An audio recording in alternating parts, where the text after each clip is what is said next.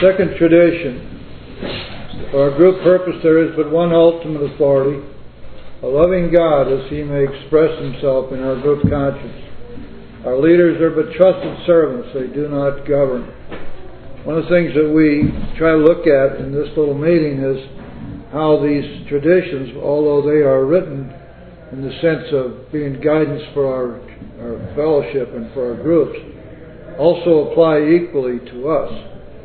And no tradition is any more applicable to us individually than the second tradition, because it is talking about precisely the kind of life that we must lead, the expression of God's will for us through our group conscience, and the expression of God's will for us as we meditate and as we allow Him to speak to us and to motivate us in our lives.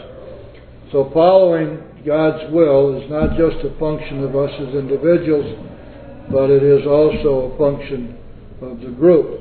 And this is a tough one because there's some difficult traditions in the sense of traditions learned from being out in life and being in groups and being in clubs and in the military and in politics and so forth. And there is no such thing as a group conscience, God speaking through the group, through a group conscience, in any other human endeavor that I'm aware of.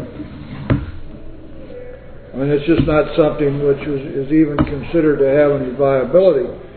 Because it's true, isn't it, that every group has to have some kind of a strong leadership. People who are going to tell other people what to do. People who are going to handle the money and make sure the dues are paid, and people who are going to lay down the rules and enforce the rules and make sure that they're followed. This is just normal. This is what every group does, every group but AA. Let's read this first paragraph. It's very enlightening. Where does AA get its direction? Who runs it? This too is a puzzler for every friend and newcomer. When told that our society has no president having authority to govern it, no treasurer who can compel the payment of dues, no board of directors,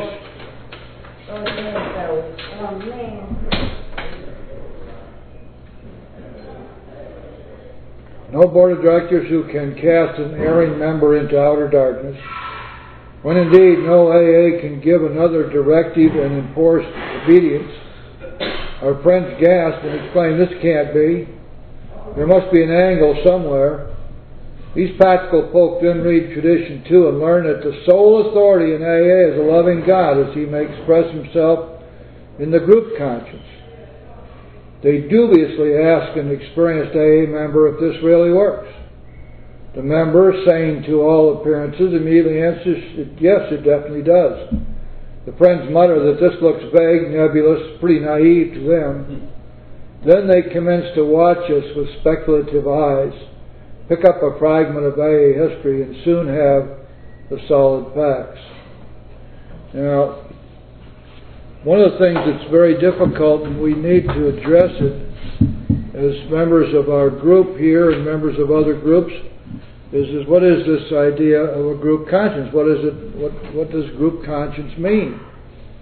Is it simply the old election process that we've always known, where people politic and may the most popular person win, and those who have the strongest voices and make the most noise will prevail when it comes to deciding on policies within the group? Or is this actually to be the result of God speaking through each individual member, and as this comes together in a group conscience? Or is the group conscience something which impresses itself upon the group simply because they're willing to accept God's will? These questions are almost never addressed. And these days, it seems as if group conscience is now deteriorated to a popularity contest, and to whoever happens to show up at a meeting. Another thing that we need to address, or need to think about at least, in light of this tradition, is what is a business meeting and what is the purpose of a business meeting, and how is it that a business meeting would be the only place that the group can express God's will through its group conscience. And these are important questions we need to answer. For a matter of practicality and good organization, I suppose that people have found that it's more convenient to have one meeting a month, say, called a business meeting, and have whatever the mood of the moment should happen to be becomes the ruling force for that particular group. Many groups, most groups I suppose these days, go to the extreme of saying that once the group conscience is decided, it can't be changed for 2 months or 3 months or whatever. I mean, we need to think about that, don't we? Aren't we saying God can't have His way with us except when we say it's okay? Group conscience can only be taken at specified intervals, and therefore whatever it is that God wants to say to us can just wait until we get around to it. Maybe that's not what this means, but it sounds almost like it to me. So again, we've got some things that we can consider here. We don't have any government. We have trusted servants. Nobody can be disciplined for anything. Period. We don't make judgments about anybody, not in the sense of official judgments. We don't have any president for life. Bill Wilson III is not still presiding in New York and appointing czars of each area and district. We don't have anything like that. I served in New York as a delegate, and I can tell you that you go up there thinking you're going to make a big difference, and it turns out it's the same old thing. It's a huge debating society, and a few things get accomplished. But the basic idea here is that each group is autonomous, can do any damn thing it wants to do. We don't have any rules and regulations. Now, a lot of groups have adopted bylaws, and in order to change those bylaws takes damn near an act of Congress. And yet, if these bylaws are the product of group conscience, if the group conscience changes, they should change. I'm sorry, this is important to me because I've been, so the point that I've been, what's the word, more than reprimanded, I've been punished from a specific group that I can't hold or chair a meeting for 6 months. And yet you say, or I believe I heard you say, well, that can't be done. And yet each group is autonomous in the sense that they can do whatever the hell they want. Well, any group is free to break the traditions all they want. Okay. But when I say they can't do it, they can't do it and live by the traditions. Thank you. Obviously, it works both ways. If the group's going to take arbitrary action, we don't have an AA police to tell them they can't.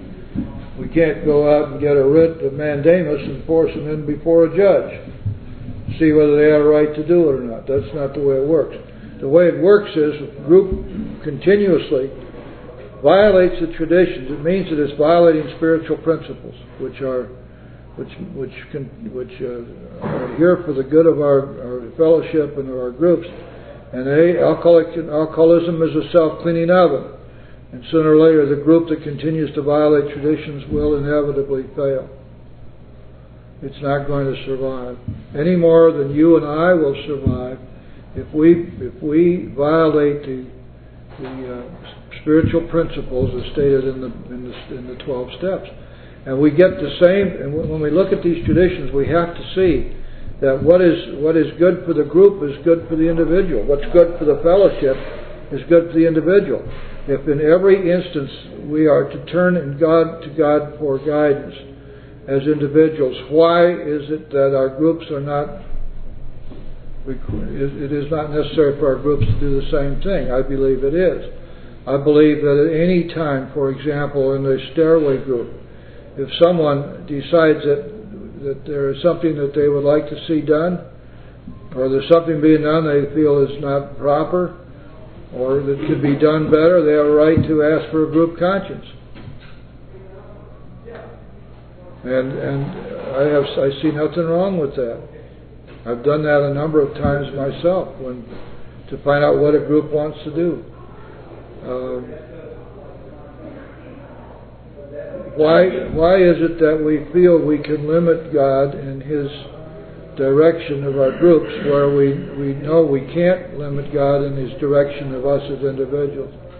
It doesn't sound to me as if that's very rational. Who'd like to share? Yes. What do you mean, bring up a group knowledge during a regular meeting, not during the so-called first Of course, well, the group is meeting, isn't it? But some of these groups have bylaws where something has to be proposed 3 months in a row before it can be voted on and all that stuff. And yet we call that a group conscience. Maybe it is, maybe it's not. I don't know. It doesn't sound right to me. It doesn't sound as if, to me, it doesn't sound as if we're giving God the right to direct us, making God the director of our group as well as of our individual self. That's what it sounds like to me. Yeah, because I've been a member of several groups and they just don't allow it. Yeah. Some of the things have been burdened and so no, you have to bring it up in the next business meeting and stuff like that. Well, unfortunately, business meetings tend to be very sparsely populated by people who are of any importance in the group. They tend to be hangouts for people who are power drivers. And then their will is imposed upon the group through the process of calling it a group conscience. And to me, that doesn't sound right. And the groups that indulge in that, I have to detox from them. I get the hell away from them. Right. I'm also a member of the Men's Independence Group, and some of our members, I know we're free to go, have left because they didn't like the changes that the group as a whole was going through. And that was upsetting to me. Mm-hmm. I don't know what I mean, but I know it came out of politics, and even I got involved. I got to be on the Yep. and so forth. But it was disturbing, because there was a lot of bad feeling, between certain Sure. members. Well, there are business meetings which are just Donnybrooks. I mean, it's an excuse for everybody to let their hair down, and they do. I've seen business meetings that were an atrocity. Who else would like to share on this? Dom, did you have something you wanted to say about it? No. Oh, Tom. No, Dom. Oh. Not really. No, I can understand what Gus was talking about, because a lot of times they bring up things like you had said prior that, it's not appropriate to bring up now, and only members are allowed to extend any viewpoints on the situation. If something is to be done, wait till we have a meeting. You're allowed to attend, but only members are allowed to vote upon it. When I come to this meeting here, the terminology is used, you are a member when you say you are. Over there it's signing up and doing things and saying, yes, I am a member. Members, raise your hand, or we're going to do something. And they work with that nucleus. Like you said, they get like a guru, and then they work off that clique. And if he happens to be friendlier to a few people, they tend to infect anyone around them because they all want to stay friends. So he'll say, well, this is what we want. Mm-hmm. I mean, one circumstance I've heard of once before, I think, they made a vote on should children be allowed in at a closed meeting. And the outcome was they said no. Because? No reason. They just didn't want the children at the meeting. So the outcome of that was that two of the members, which I found out later, they were looking theoretically to get rid of the members because they knew the members couldn't leave the children home. So those two members found another meeting to go to, and they eliminated the member, they eliminated the children. It was an indirect thing, but that's actually the format that you see a little bit. It's introduced in different meetings that you go to. I know what Gus is talking about when he brings that up. And I know where you're coming from with that too. Well, I'm not trying to express any sort of controversial point of view here, I'm expressing my own doubts about it. I personally feel that we're way off base, but then, that's also pretty much the way it's done. So the other thing that, since that's the way it's done, I suppose if we're not happy with what is happening in the business meetings, we ought to be there and have our voice heard. And if it's going to be simply a popularity vote, at least we get to cast our vote. On the other hand, if you're a purist, pretty much like I am, you say, well, this isn't group conscience at all. I don't know whether I want to be involved, but generally speaking, I do get involved because I feel that I don't have any right to complain if I don't. Which may sound like a kind of a twisted way of looking at it, but that's the way it is. Do you have something you want to say? Oh, I saw your hand up. Who, me? Yeah. I just started coming around. I don't know what's going on. Oh, okay. Well, we're not sure we do either. That's why we're talking about it. For me, to even try to compliment, on how it should go, it's damaging to me because, I've been coming back and forth in and out of the program for like the last 2 years, so I've never stuck around to see how anything works. So the best thing for me to do is just do what I'm doing, just go to different meetings and sit back and get different feedback from me and try to put it together in my head as to how it should go. Might not be a bad idea to get a sponsor and work the steps. Oh, I have a sponsor. Oh, good. All right. Good. But as far as the business needs, I participate in my own group, but I never know what's going on. Like I said, I haven't stuck around long to see how it's supposed to happen. Yeah. Thank you. Tommy, you got anything you'd like to share with us tonight? No, I'm kind of stuck. I love this position, I really do, because if you take it to its, as the meaning is there, that we all should really try to be patient, tolerant, and loving, Yep. Because that's what God is, and I just get carried away, and I end up wanting to fight verbally with people. I took a group conscious at a meeting. Somebody pulled the phone, plugged on the phone. The phone's ringing, pulls it.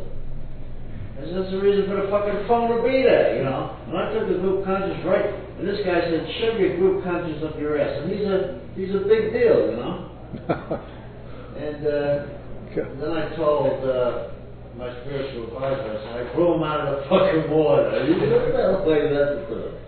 2 people voted to leave the phone off, and like 30 voted to keep it in there, which is the only reason for the phone, for a sick and suffering person to call. Yep. Anyway, I find it difficult to be loving and tolerant. I really do. I go to business meetings now because I want some controversy. I want to. Some woman was saying, we got to obey the rules, you got to obey. And I let her blab on, and I said, guess what? There are no rules. Anyway, I don't know. You shouldn't do that, Tom. That's not kind and loving. I should obey her rules. She needs the rules. Anyway, I just think that God allows us to shoot our mouths off, and whether we think we're right or wrong, we can shoot our mouths off. I just don't want to consider myself as justifying my anger at these assholes who are trying to run things. Mm-hmm. And some of them, I've seen kids getting thrown out. Well, look at Howard now. He's suspended from cheering. I'd love to fight that. Who the hell are they to tell him, because he didn't go exactly by the guidelines of one of the meetings. I don't think that, and there's a book like that with all the rules in it, for each meeting. The first thing it says is smile. If I don't feel like smile, It's just, it gets complicated, and I really maybe should give up trying to interpret God, you know. But anyway, I love this tradition because to me it's just all inclusive, you know. It's just no rules. It's just you know, the 6 or 7 of us right now can take a good conscience, and it'll probably be what God wants. You bet. Yeah. So anyway, thanks for asking me this. Sure, yeah. Hey, Jim, let me ask you, what is it that they run Speak up. the way they run group meetings and business meetings, is there a book or something that you read and tell you how No. how it's supposed to? No, you're not going to get any help that way. You're just going to have to go and see what's happening because and depends a lot on who the chairperson is and how well they control the meeting. And depends on whether there's any money. So if there's money involved, it's going to be a Donnybrook. You can almost count on it. The group that stays poor really doesn't have a whole lot to fight over. But the groups that have a lot of money have plenty to fight over, and they fight tooth and nail over it. So, and you would kind and loving and tolerant, forget it. That's not a business meeting. Now there, in the stairway group, we don't have any of these Donnybrooks. We got very quick and dirty and get it over with type business meetings. We have a few things and we discuss them, and then we take a group conscience or a vote on it, boom, that's it, and we all go home. But some groups, as Tom said, people live for those business meetings, time of great conflict and controversy, and they consider it to be a lot of fun, you know, get in there and come in swinging. And then the rest of the time we're supposed to be helping each other, but at the business meeting all bets are off. And I've seen groups just simply disappear because of that. I mean, gone. They're gone. Groups have been around a long time too. I think the basic idea here, guys, is that these traditions are spiritual principles which guide our groups and our fellowship. We break spiritual principles at our peril. We ought to know that. And the more often that we do that, the more we allow people to be grand gurus and poobahs and powers that be rather than trusted servants. The more we allow ourselves to be controlled, the more money we accumulate, because money is our great enemy. The closer we get to the group just falling apart. It will too, because alcoholism is the basic problem we all have, and alcoholism is not very patient and not very tolerant, and it's going to get us. And it will. The only way a group hangs together, keeps its unity, is to abide by the traditions, abide by the principles. Otherwise, it's simply asking for serious trouble. But go to the meeting and you'll learn quickly. Each group is going to be different. There's no manual. What Tom is talking about, a manual of meeting forms, and smile first, and then and people get real angry if you don't follow exactly what the format is. I mean, it's like a bunch of kids, playing dodgeball. Well, you threw out of turn, or something like that. Or children playing in a sandbox. Johnny threw sand on me. In the law we call it reductio ad absurdum. We take this whole idea of having laws and we reduce that down to the absurd. And this is one of the great dangers of not following the traditions. We'll get ourselves clear off base very quickly. That's human. That's the way human beings are. That's why we have these traditions to follow. Who's next? At the bottom line, they have a page for each meeting, and there's 63 pages. And at the end, it'll say on some of the pages, not all of them, it'll say, "Do not ask for a burning desire." On a page. So I'm going to use the irresistible impulse. But I mean, what's that about? Well, irresistible impulse is that's a good defense to charge of murder in some states, But nobody can criticize you if I ask for an irresistible impulse. Well, see, fine. I'm going to ask for a burning desire because who has the right to tell the chairperson? Nobody knows. not to Nobody ask knows. I mean, it's also ridiculous. childish. Yeah. Where does it come from? Where does it originate from, that stuff? Mama Kathy. Somebody wrote it down and nobody objected, so it stays, and then it becomes set in stone. It's like so many of the things that are bandied around these rooms, you know, they're repeated so often that pretty soon they become true. They were never true to begin with, but we keep repeating them until they become some kind of a truism. Yep. Who else would like to share? Me. All right, me, go ahead. Jeez. I paid for dinner, mind you. This has to do with this, but it's not going to sound like it. All right. We're warned, guys, so be careful. Somebody asked me to speak at a prison, and I did not get clearance because I was arrested for assaulting a police officer. But there's a Magna Carta in this country, supposedly or allegedly saying that you're innocent until proven guilty. Mm-hmm. And I find that totally hypocritical. That I can't speak in a prison and I haven't been found guilty of a crime that I'm accused of doing. Mm-hmm. And I just thought about it when we were talking about the group conscious and rules and all this shit. Man's rules, boss rules, the man with the black robes rules. It's absurd. I'm innocent according to the law, and yet I'm punished because of the law. Mm-hmm. Well, have you ever been in prison? Yeah, yes, sir. Well, did you ever find that was a rational experience? Well, I met a wonderful man named Angel up in Bridgeport Correctional Facility, and we spent hours talking, and he was very spiritual. And he said, Howie, they can take away my privileges, but they can't take away my freedom.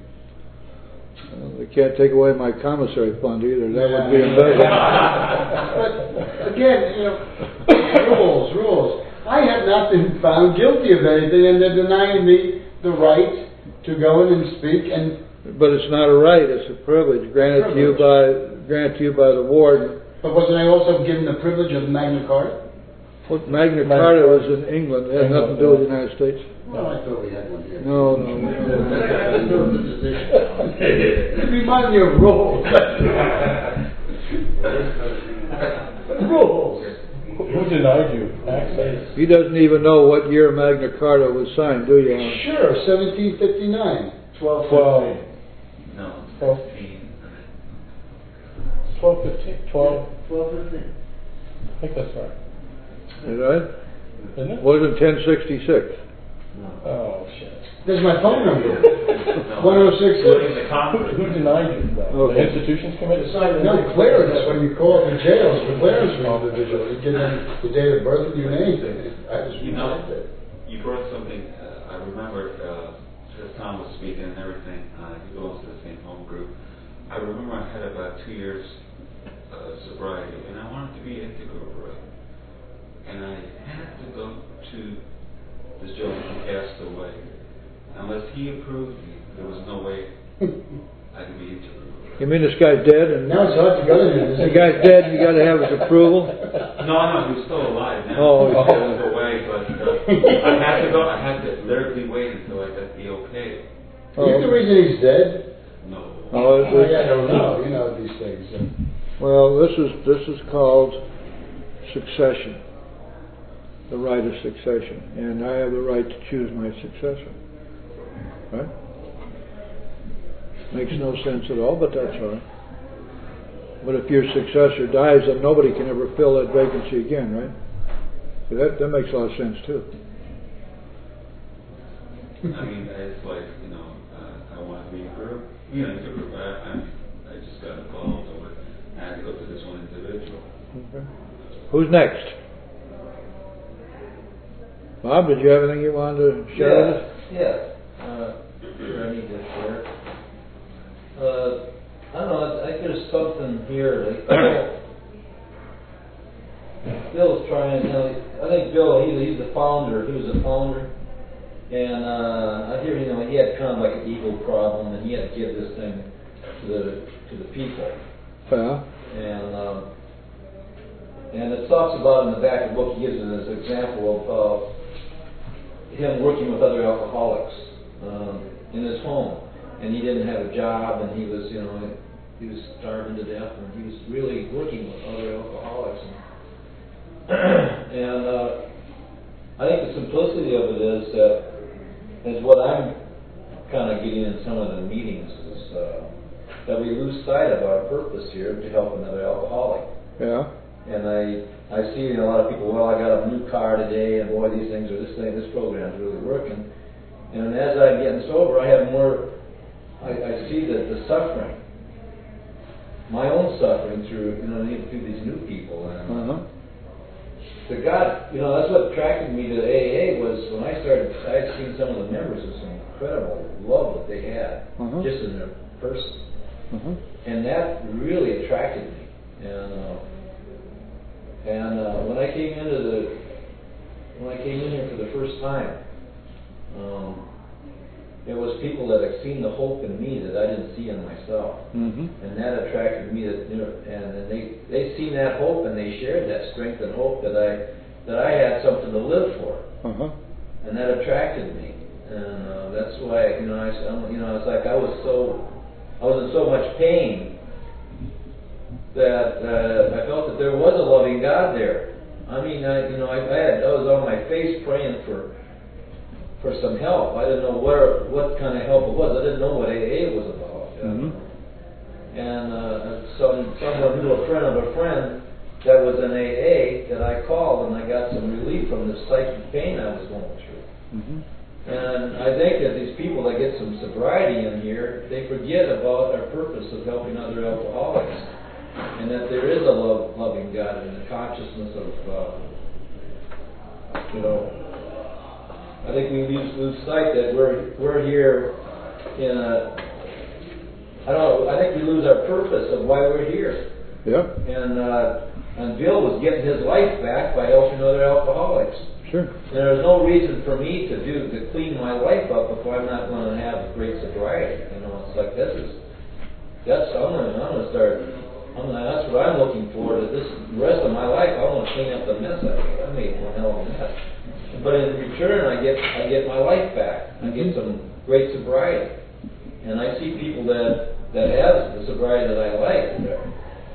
They seem to be busy, but they always seem to have time for you. Where if I'm not doing nothing at all, I don't have time for nobody. And so I just want to say that. I'm not here about getting a brand new car out there and get a $1 million home and all that stuff. I'm here, my spiritual, what I'm going to take when I die, and this is where I'm at right now. It's like, I'm not really give a shit about a new Porsche right now. I really care about what's going to happen, when I die. And I don't want to die drunk, but what can I take to the Lord when I go? That's my higher power. What can I give Him? And the only way I can get that is by sharing my strength and hope with another alcoholics. Thanks, Bob. Well, I've been rich and I've been poor, and I like rich a hell of a lot better. Yes. On that particular story, what impressed me was Bill was at one time going to go professional. Yes. And he went to his group, and everything was quiet. I mean, it seemed like a great thing to do, what he was doing, counsel people, etc. Right. And someone, I guess, spoke up and said, Bill was wondering why I was so quiet. He thought that they were really backing him up. And he said, well, Bill, it's a good thing what you're doing, but it's not the best. And that's what impressed me. Yeah, that's good. Sometimes things look like it's a good thing to do, but it is really the best. Yeah. I guess it's a matter of, get the word, early Alzheimer's. Finding out through God's help the right do, inspiration.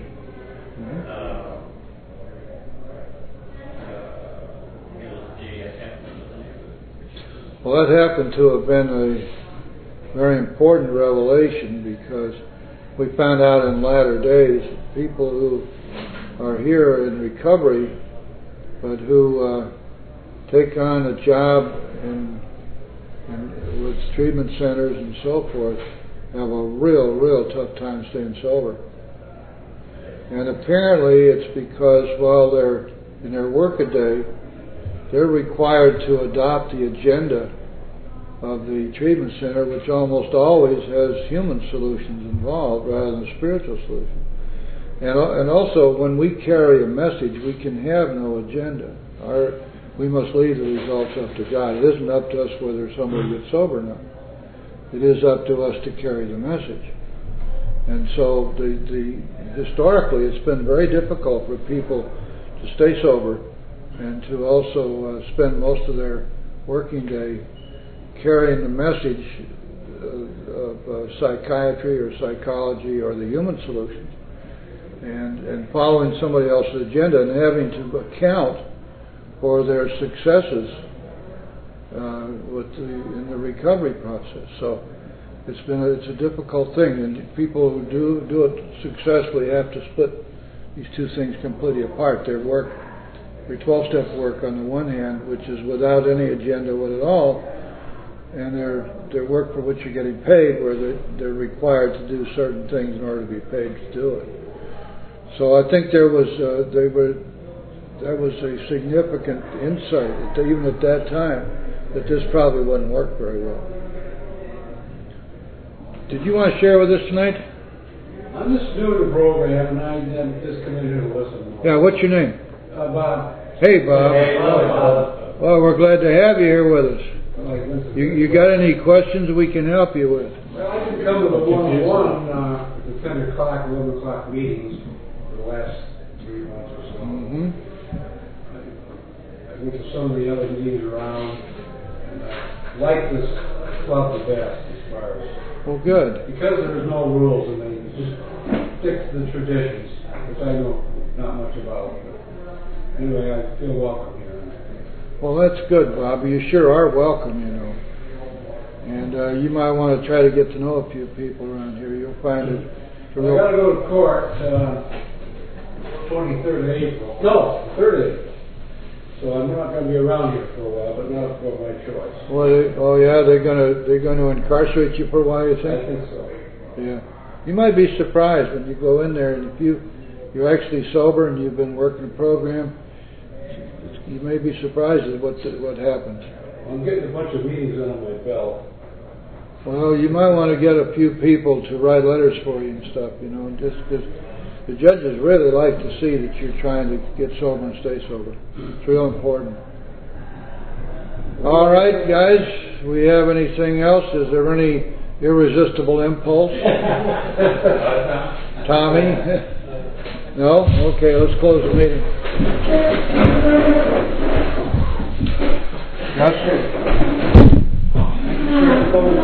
Stay close. Okay. All right, let's let this circle represent the unity of our fellowship. A moment of silence for those who are still suffering. And we'll say the Lord's Prayer together. And please remember the stairway to the full say anything after we say amen. Thank you. Lord's Prayer. Our Father, who art in heaven, hallowed be thy name. Thy kingdom come, thy will be done, on earth as it is in heaven. Give us this day our daily bread, and forgive us our trespasses, as we forgive those who trespass against us. And lead us not into temptation, but deliver us from evil. For thine is the kingdom, the power, and the glory, forever and ever. Amen. Thank you all for being here. Thank you, Jim. We'll be back next week. God willing, the creek don't rise. And I hope Same time, same channel. Yeah.